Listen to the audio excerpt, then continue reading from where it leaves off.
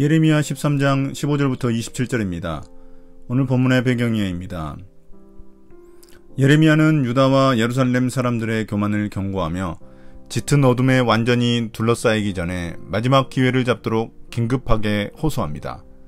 그러나 그는 사람들이 주님께 돌아올 가능성이 없다는 사실도 알고 있습니다. 변하지 않는 백성들의 교만과 이로 인해 밀려드는 파멸적 재앙에 직면한 예루살렘을 바라보는 예레미야의 눈에는 눈물이 가득할 뿐입니다. 13장 15절부터 19절입니다. 마지막 경고. 주님께서 말씀하셨으니 너희는 들어라. 그리고 귀를 기울여라. 교만하지 말아라.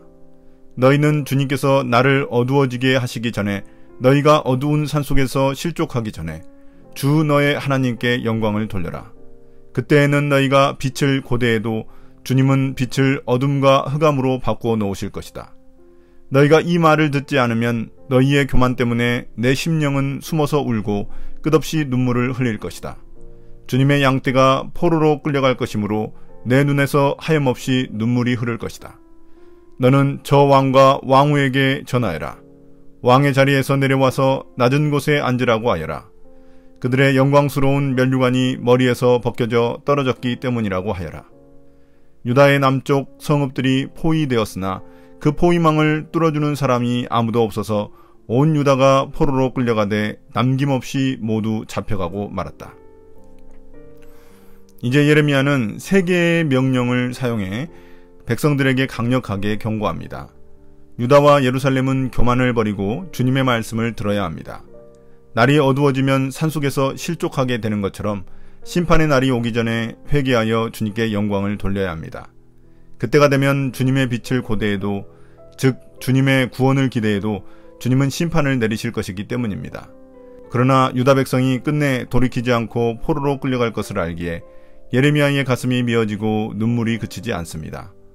또한 주님은 예레미야를 유다 왕 시드기야와 왕후 느후수다에게 보내시며 그들의 시대가 끝났으니 왕위에서 내려와 낮은 자리에 앉으라는 말을 전하게 하십니다.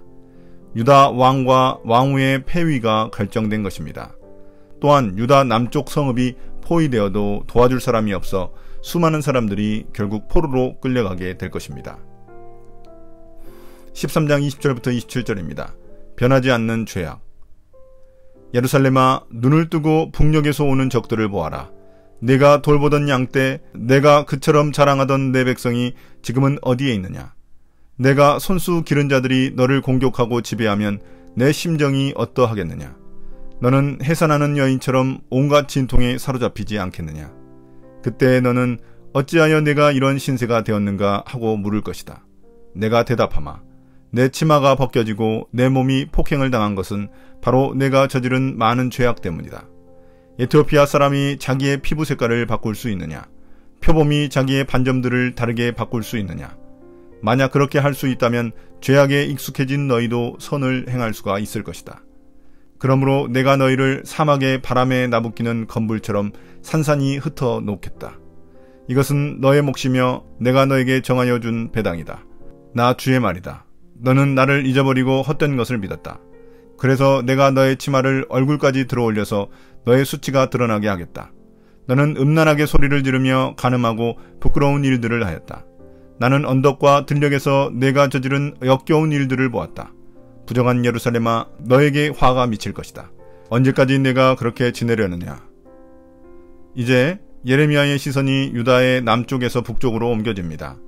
예루살렘에 맡겨진 양떼란 유다 백성들을 의미합니다. 예루살렘은 유다의 정치적, 종교적 중심지로 양떼인 백성들을 돌보고 지킬 책임이 있습니다. 그러나 목자의 역할을 제대로 감당하지 못해 양들이 흩어지고 들짐승의 먹이가 될 위험에 처하게 되었습니다.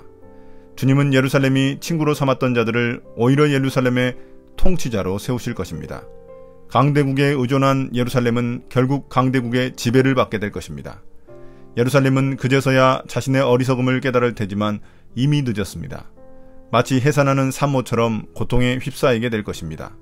그때서야 그들은 자신의 신세를 한탄하며 후회할 것입니다.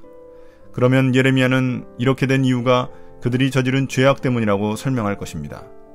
유다는 에티오피아 사람이 피부 색깔을 바꿀 수 없는 것처럼, 표범이 반점을 바꿀 수 없는 것처럼, 그들도 죄악으로 얼룩져진 자신의 더러움을 지울 수 없습니다. 악에 너무 익숙해져서 더 이상 선으로 돌이킨다는 것은 불가능한 일입니다. 그러므로 주님은 회개가 불가능해진 백성을 사막바람에 날리는 지푸라기처럼 사방으로 흩으실 것입니다. 이러한 유다의 흩어짐과 유배는 주님이 결정하신 예루살렘의 몫입니다. 주님을 잊어버리고 헛된 우상들을 믿은 결과입니다. 그래서 주님은 영적 간음을 저지른 예루살렘을 마치 발가벗겨 수치를 당하는 간음한 여인처럼 징계하실 것입니다. 예루살렘은 언덕 위에서 간음에 빠져 역겨운 우상 숭배를 저질렀기 때문입니다. 더 이상 달라질 기미가 없는 예루살렘을 보시며 주님은 탄식하실 뿐입니다. 오늘의 묵상 포인트입니다. 첫 번째, 하나님은 어떤 분입니까? 하나님은 오래 참으시고 기다리시지만 영원히 기다리시지는 않으십니다. 너무 늦기 전에 깨달아 돌이켜야 합니다. 예루살렘처럼 죄악에 완전히 무뎌지면 하나님의 음성을 듣지 못하게 됩니다.